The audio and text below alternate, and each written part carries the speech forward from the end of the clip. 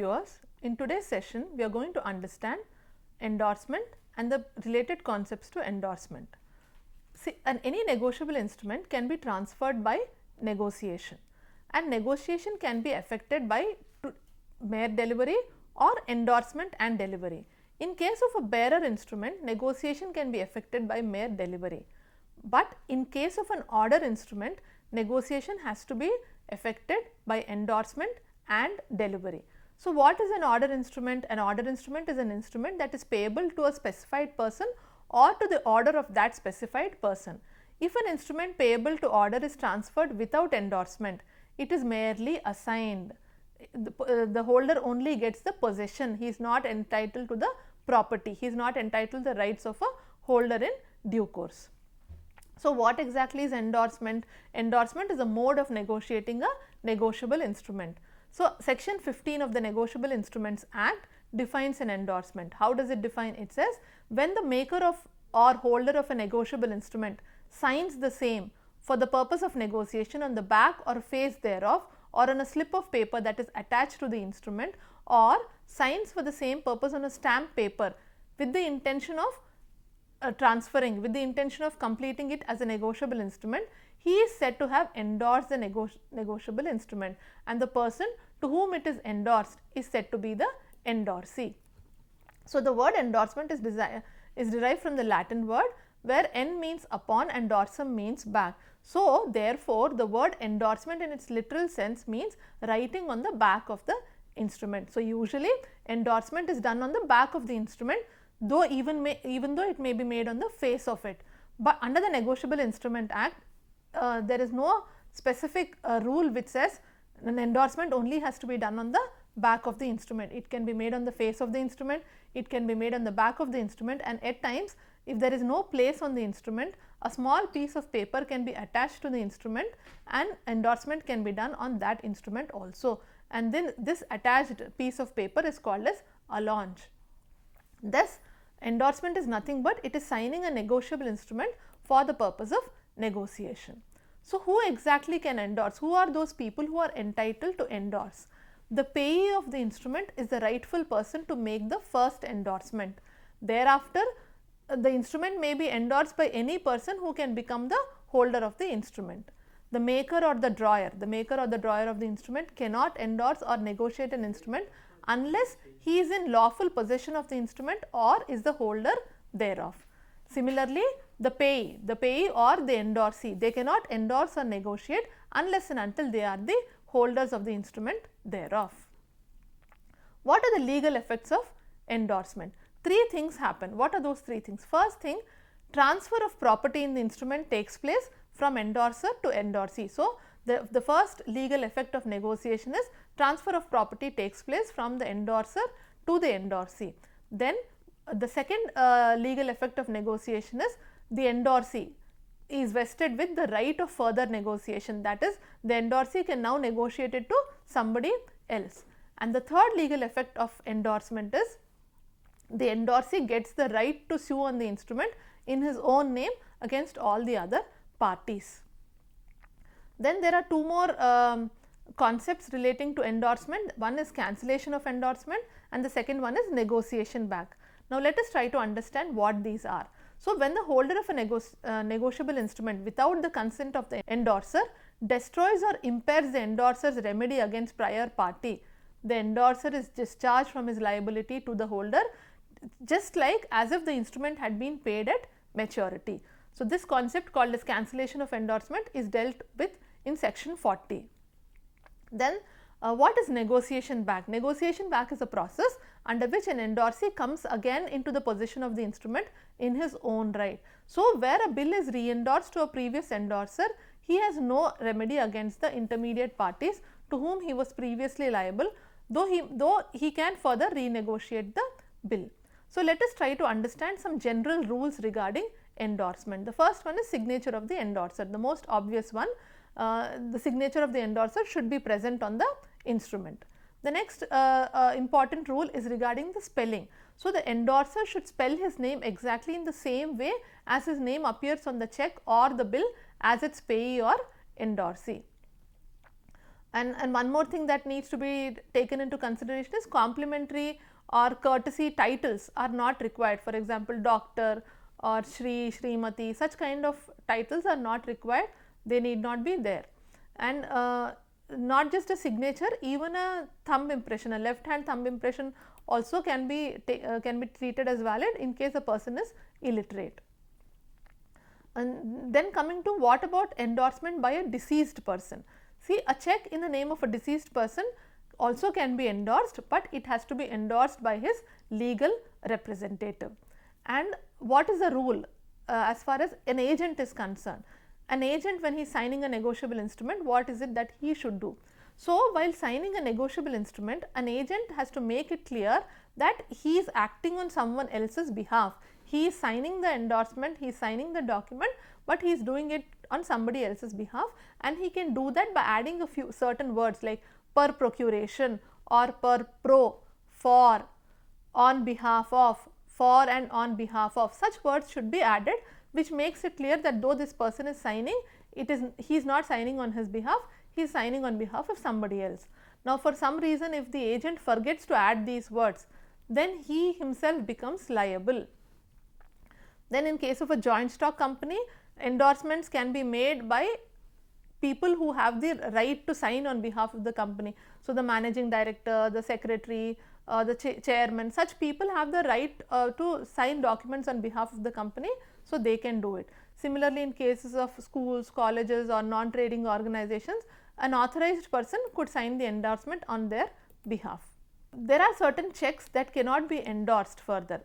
When does that happen? What is that check? So, if a check is crossed and account payee only or not negotiable is written on it, it means that the check cannot be endorsed to anybody else. The check has to be necessarily collected by the banker of the payee on his behalf. So, for example, A has issued a check in favor of B, but A has written account payee only and then crossed the check. Then B cannot endorse the check to anybody else.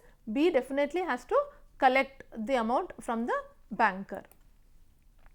Now, let's try to understand what are the essentials of a valid endorsement. So, an endorsement, in order to operate as a mode of negotiation, must comply with certain conditions. What are those conditions? First thing, it must be written on the instrument, it must be signed on the endorser, and the signature of the endorser. A simple signature, a simple complete signature of the endorser is essential. Complete details, designations, prefixes, suffixes to the name, all these things are not needed. A rubber stamp signature, or a facsimile as it is called, is not a valid signature. A rubber stamp can be used for adding designation and name of the organization, but signature has to be done in pen, with a pen. And endorsement may be made by the endorser simply by giving his signature. There need not be written anything else. So, the mere signature is also enough, and if he wants to add a few words to it, he can do so, but the law does not prescribe any specific words saying that these words have to be used for endorsement. Any words which show intention on the part of the endorser to transfer the instrument to the endorsee are enough. Those words would make it a valid endorsement. The next important thing is the endorsement must be of the entire instrument. A partial endorsement, that means an endorsement which intends to transfer to the endorsee only a part of the amount payable, or which intends to transfer the instrument to two or more people severally, does not operate as a negotiation of the instrument. So, I cannot say I will only transfer 500 rupees out of the 1000 rupees that the bill is meant for. Next, an endorsement must be made by the maker or holder of the instrument. No other third person can do it. So, I cannot, my friend is the maker or a holder of the instrument, I cannot endorse it on my friend's behalf. And the next thing that we need to look at is, if a negotiable instrument is payable to two or more payees or two or more endorsees, then all of them must endorse individually, separately. Only if one endorsee or one person has the authority to sign on behalf of others, only in such specific situations signature of one endorsee is enough. Otherwise, all of them have to endorse separately, individually. Another essential feature of a valid instrument is, even in case the payee or the endorsee's name is wrongly written, what he should do is he must sign the instrument in the same manner as is given in the instrument. He cannot change it, the name has to be same. But if he wants to, he can just add his actual spelling or original spelling and then give his proper signature. And the next essential feature of a valid endorsement is where there are 2 or more endorsements on an instrument, each endorsement is supposed to be made in the order in which it appears on the instrument unless and until the contrary is proved. And again, endorsements are of different types that we will discuss later. A blank endorsement, special endorsement or restrictive endorsement, any of it is a valid one. A blank, special or restrictive, any endorsements can be made and all of them are equally valid. And the next important feature of a valid endorsement is only completed by delivery of the instrument. So, A endorses a bill to B, but does not hand it over to B, he keeps it in his locker. This is not endorsement. Endorsement is only completed by delivery. So, a rare case, assume where A endorses a bill to B, but keeps in his locker. After a few days A dies, then B gets to know about the bill and then takes hold of the bill. In this case, B is not the endorsee, he has no right on the instrument because the endorsement was never done to B, endorsement was never complete. The process of endorsement had begun, but it was not completed. And another feature is if for example, the delivery is conditional, then the endorsement is not complete until the condition is fulfilled. So, that conditional also has to be fulfilled. Now, coming to types of endorsement, there are different types of endorsement: general endorsement, special endorsement, restrictive endorsement, partial endorsement and conditional endorsement. Let us try to understand what these different types of endorsements are. So, let us first try to look at what a blank or a general endorsement is. A general endorsement is an endorsement where the endorser merely signs on the instrument without mentioning the name of the person in whose favor the endorsement is made. So, this blank endorsement or general endorsement does not specify the endorsee. It simply consists of the signature of the endorser on the endorsement. So, a negotiable instrument, even though it is payable to order, becomes payable to bearer if general endorsement is done on it. So, for example, a bill is payable to X, X endorses the bill by simply putting his signature. Now, this is an endorsement in blank by X. Now, in this case, this is an example of blank or general endorsement. So, this bill becomes a bearer bill automatically.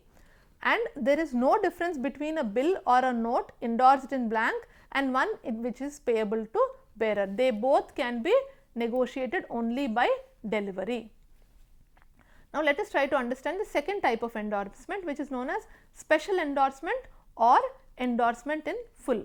So, when the payee or the endorser specifies the person, so the name of the person is there on the instrument, such kind of an endorsement is called as a special endorsement or endorsement in full.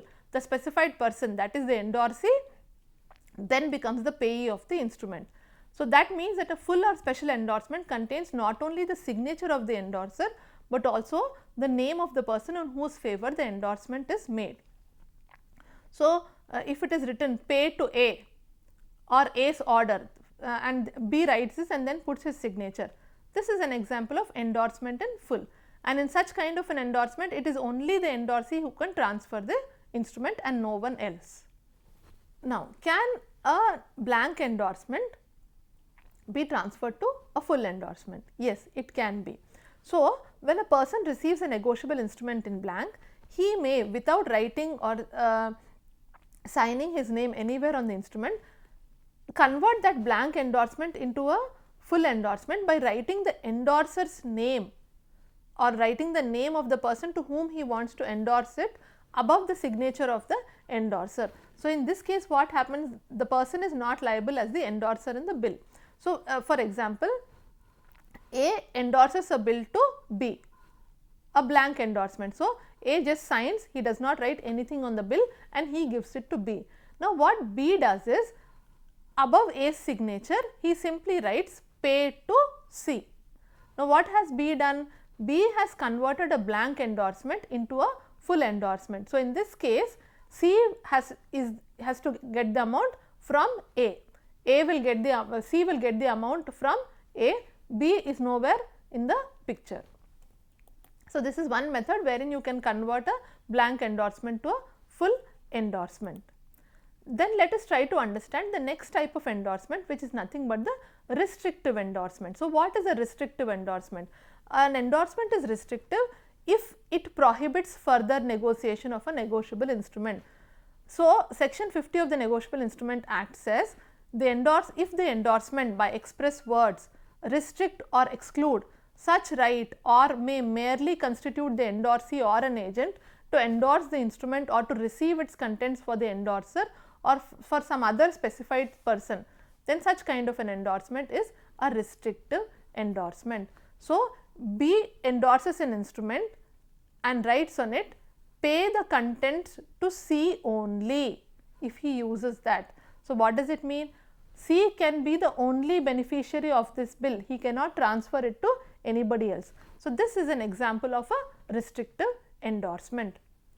So, a restrictive endorsement is one in which either by express words restricts or prohibits the further negotiation of a bill, right. So, pay C for my use, pay C on the account of B, these are all examples of restrictive endorsements. Then there is something also known as a partial endorsement. So, if only a part of the amount of the instrument is endorsed, it is a case of a partial endorsement. An endorsement which intends to transfer to the endorsee only a part of the amount payable, or which intends to transfer the instrument to two or more endorsees severally, that is separately, then it is not valid. So, therefore, such an endorsement does not operate as a negotiation of the instrument. So, for example, A is a holder of bill for rupees 1000, he endorses it to B, but on the bill he writes pay to B rupees 500. This is partial endorsement and this is invalid for the purpose of negotiation. The next type of endorsement is conditional endorsement. So, what happens in a conditional endorsement is the endorser of the instrument by express words in the endorsement makes his liability or the right of the endorsee to receive the amount dependent on the happening of a certain event which might or might not happen. Such endorsement is known as conditional endorsement. So, what exactly happens in an endorsement? The endorser makes his liability on the instrument conditional on the happening of a particular event, and he will not be liable to the subsequent holder if the specified event does not take place. So, for example, if it is written pay C if he returns from Mumbai. So, C will get the right to receive payment only when he returns from Mumbai, or pay C if this task is completed. C will get the right to receive payment only when the task is completed. Similarly, a condition imposed by the endorser may be called as a condition precedent or a condition subsequent. So, if an endorsement says the amount will be payable to X when X attains the age of majority, that is an example of a condition precedent. So, a conditional endorsement is different from restrictive endorsement in the sense that it does not affect the negotiability of the instrument. This conditional endorsement is also known as qualified endorsement, at times it is also known as qualified endorsement, and qualified endorsement also can take various forms. Like the first form of a conditional endorsement is endorsement sans recourse. Sans recourse means without recourse, sans means without. So, an endorser may by express words exclude his own liability thereon to endorse or any subsequent holder in case of dishonor of the instrument. Such an endorsement is called as an endorsement sans recourse or endorsement without recourse. So, pay to A sans recourse or pay to A without recourse to me. These are examples of this particular type of endorsement. So, here what happens is if the instrument is dishonored, the subsequent holder or the endorsee cannot look back to the endorser for payment. So, endorser is excluding himself from that liability. Such kind of an endorsement is known as endorsement sans recourse.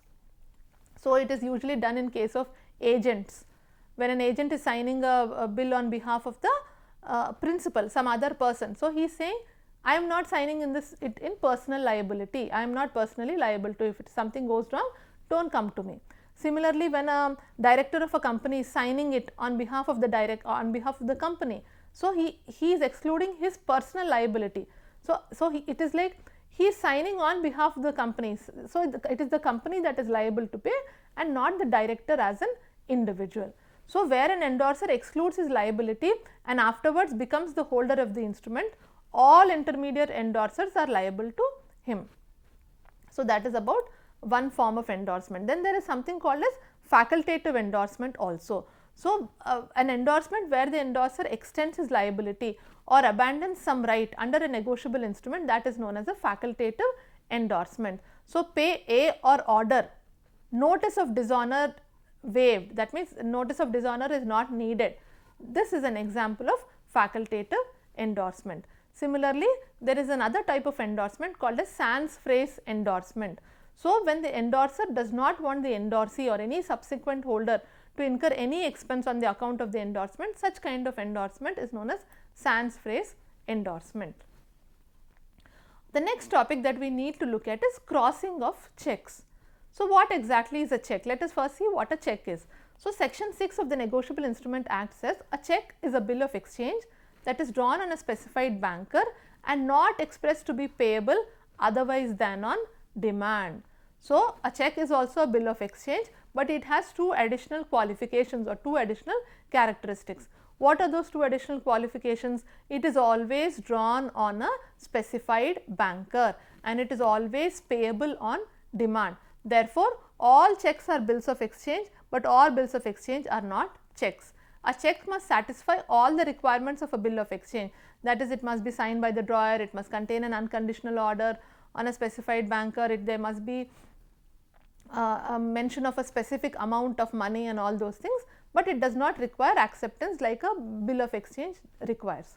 So a check can be an open check or a crossed check.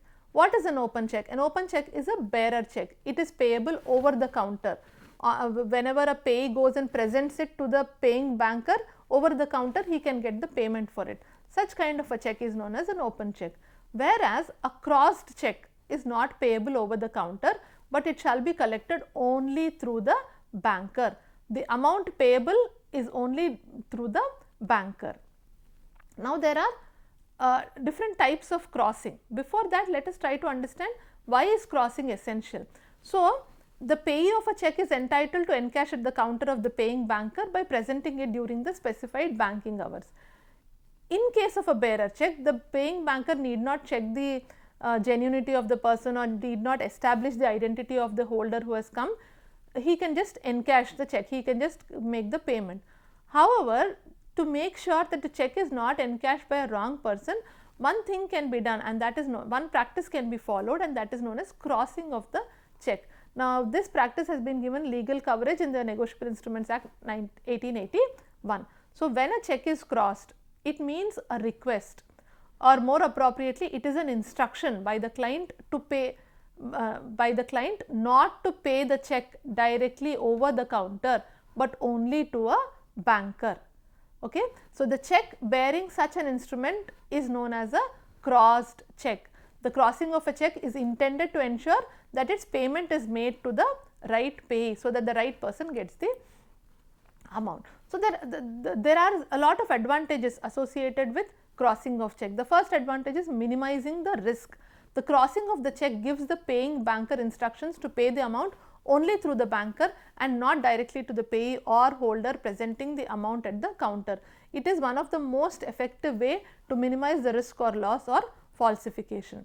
Next, payment through the bank. Another advantage is crossing of check makes sure that payment is done only through bank. So, only a banker can secure the payment of a cross check, which makes it easy for the banker to, or which makes it easy for the holder to present it to the bank. And by using a cross check, you can ensure that the specified amount cannot be cashed, but it can only be credited to the bank account of the payee.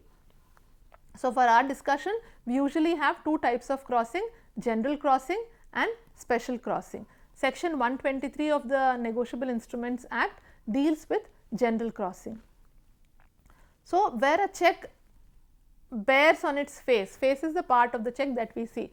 So, where a check bears on its face two transverse parallel lines, transverse are cross lines, two transverse parallel lines, apart from these two transverse parallel lines, not negotiable is written, or and company, A&D and COMPANY company is written, or abbreviations of these are written. That means, instead of A&D you write the symbol of and, instead of the company COMPANY, CO dot is written, any of these combinations written, then that check is deemed to be crossed, and that type of crossing is considered to be as general crossing. So, what are the features of general crossing? So, see, from the above discussion that we had, it is said that a check is said to be crossed generally when it bears across its face any of the following. What is it? Two transverse parallel lines, two transverse parallel lines with the word company, two transverse parallel lines with the word not negotiable. If any of these is present, that kind of a crossing becomes a general crossing. See, a check that is crossed generally does not cease to be negotiable further. That means, it can still be negotiated, it can still be passed on. The collecting bank, but what happens in general crossing is the collecting banker can collect the proceeds of the check in the account of that person mentioned on the check. So, what is the significance of general crossing? The effect of general crossing is that it gives a direction to the paying banker. And what is the direction? The direction is that the banker should not pay the check at the counter, it should only be paid to a fellow banker. In other words, payment is made through an account and not at the counter. Section 126 of the Negotiable Instrument Act very clearly states that when a check is crossed generally, the banker on whom it is drawn shall not pay it otherwise than to a banker. If a cross check is paid at the counter in contravention of the crossing, that means the check is crossed, but in spite of that payment has been made at the counter. What are the consequences? This payment will not amount to payment in due course. So, the paying banker will lose his statutory protection. The banker has no right to debit his customer's account. Therefore, this will constitute a breach of his customer's mandate, and he will be liable, that is, the banker will be liable to the drawer for any loss which the drawer might have suffered, and the banker will also be liable to the true owner of the check, who may be a third party, though there is no contract between the banker and the third party. So, the main intention of crossing a check is to give protection to it. A person, and in order to make checks more safe, in order to prevent other kinds of misuse, other than general crossing, we also have something called as special crossing. So, a special crossing implies the specification of a name of a banker on the face of the check. That means, name of the banker, when a check bears across its face an addition of the name of the banker either with or without the words not negotiable, that addition shall be deemed as a crossing and the check shall be deemed to be crossed specially. So, for a special crossing, drawing of two transverse parallel lines is not necessary. When a check has been specially crossed, the banker upon whom it has been drawn will make the payment only to that banker in whose favor it has been crossed.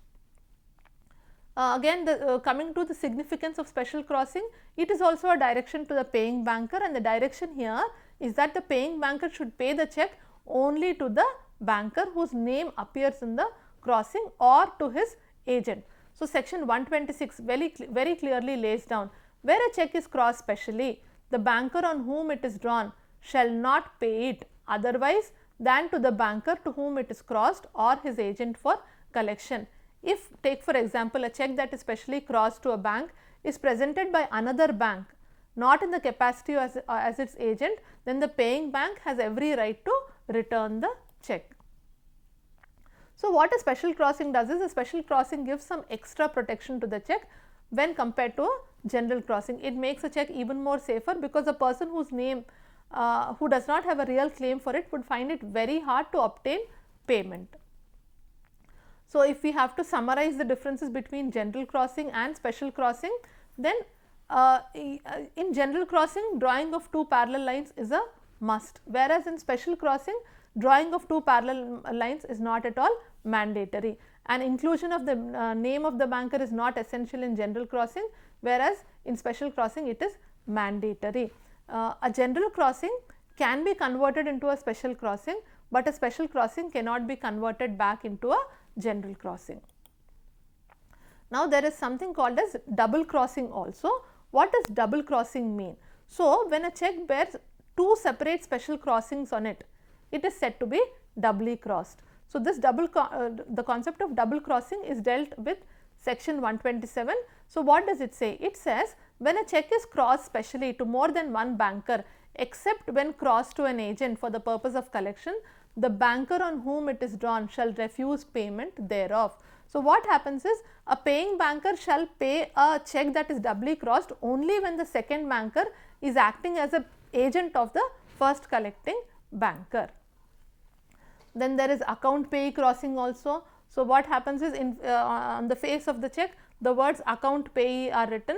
Account could be written in full or account A/C, like that also it could be written. So, what happens, an account payee crossing, here the cheque ceases to be negotiable further, and it is the duty of the collecting banker to collect the proceeds of the cheque in the account of the payee only and nowhere else.